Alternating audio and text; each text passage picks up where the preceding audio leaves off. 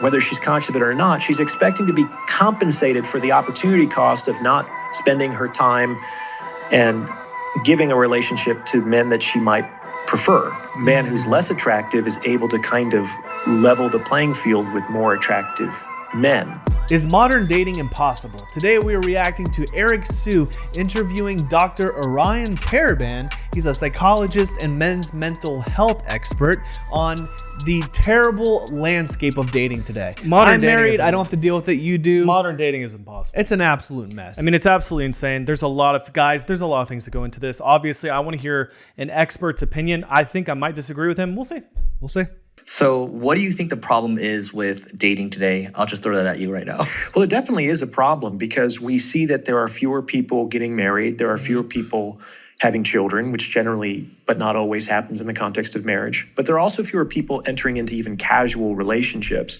Like according to the General Social Survey, about 1 in 3 men have not had any sex in the last 12 months, which has tripled from the rate 10 years ago. So 1 in 3 men under 30 are functionally invisible in the sexual marketplace. That's a very sensitive time in the game of mating and dating, between 20 and 30, right?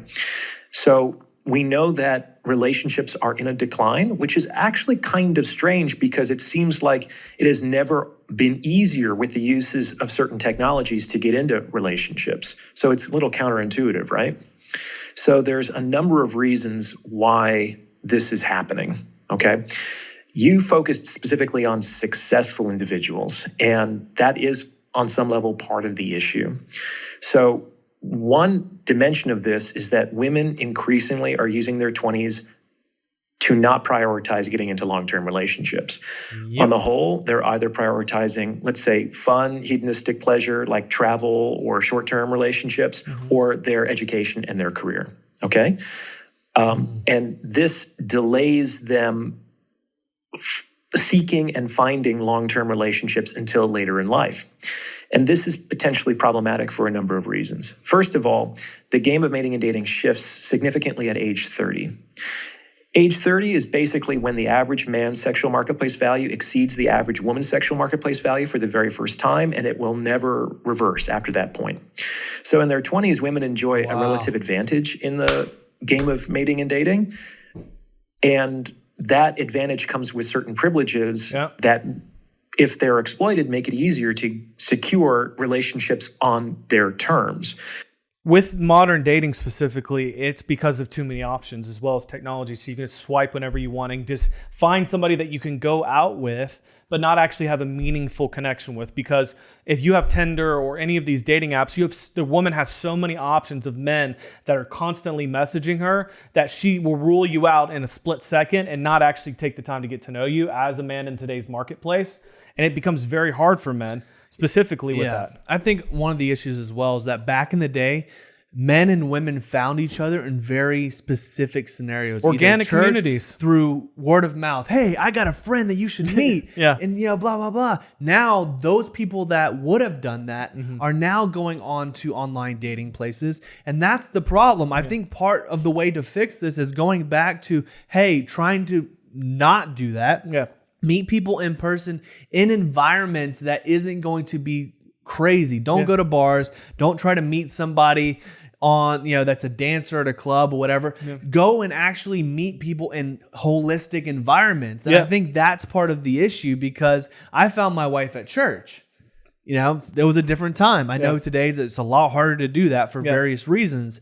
But when you're trying to find people online all the time, you're not going to have any luck. Find somebody in an environment where you would want to be with them forever. So if you find somebody in a book club or in church or at a social event or sporting game or something like that, because it gives you the opportunity to see them in their natural habitat of where you could date them and then also have them as your spouse one day. Where if you guys were going to go do that together when you got married, then that shows you, hey, this person actually is here for the right reasons. They're not here for hookup culture or trying to take a woman home. They're here for the actual reason of wanting to get to know me, which is very rare in today's society, guys. The problem is people are so impatient now. Yeah. You get called a simp if you pursue a woman. You know how many times we've been called the simp brothers because I actually pursued my wife? Yeah.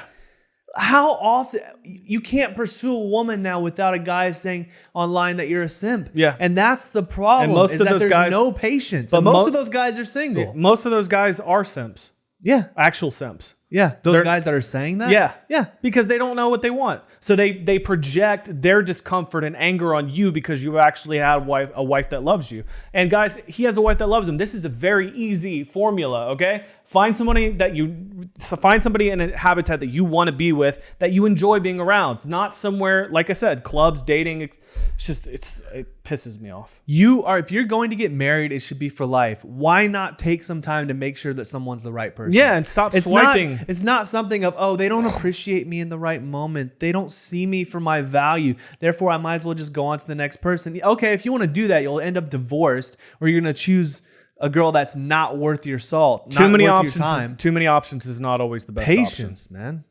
Like, there's a reason why people tend to not live with their parents. Like, you can love somebody more when you don't live with them, Right? you know? 100,000%. It's true. Are you an only child? No, I have a younger sister. Oh, I'm an only child. I'm like, yeah, I can't imagine.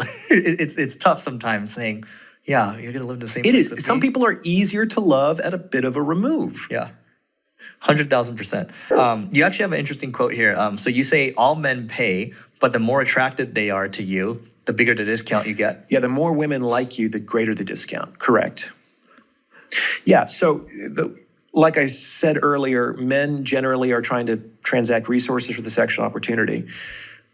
So when a woman is attracted to a man, when she wants that particular man to access her in that way, she will remove as many obstacles or obstructions to that relationship as possible, which basically means she's going to be available, she's not going to be difficult, she's going to work with the logistics that work for him, she's going to come to him on his time. Like, she's going to do as much as she can to make it easy for her to fit into that man's life, right?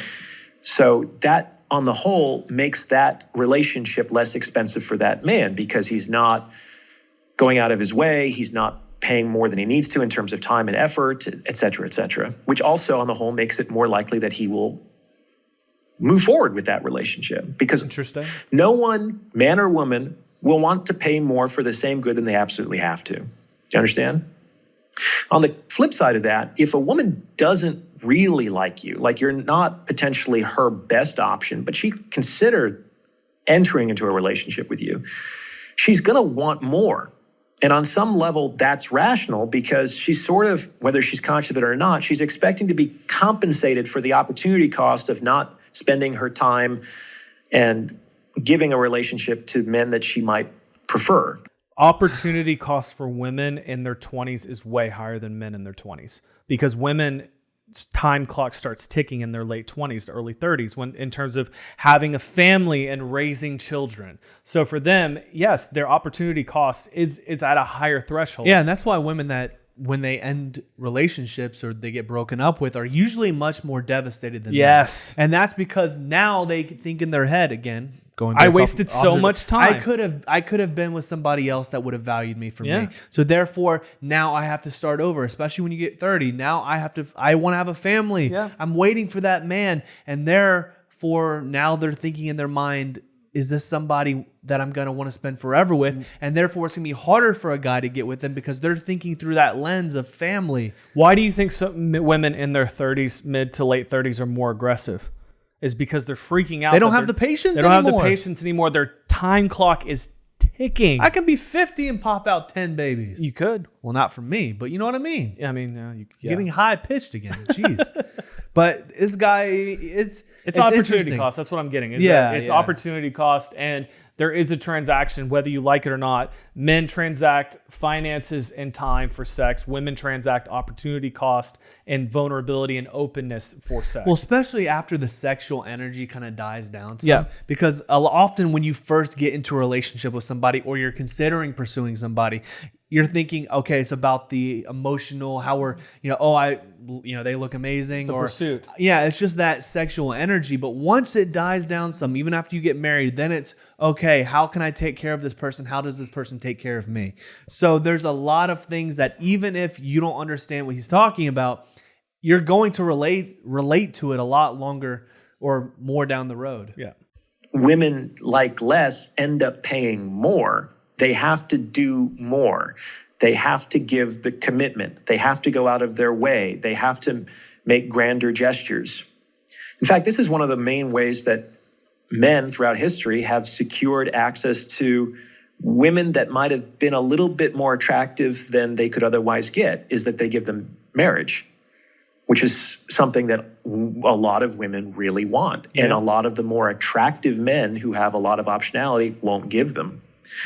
So that's how a man who's less attractive is able to kind of level the playing field with more attractive men. Wow, I've never thought of that. We've talked so many times how sometimes the ugliest guys get with the most beautiful women. Yeah. And it's because sometimes they're willing to offer those women something that the hotter looking guys don't. Yeah, more attractive men, it's a lot.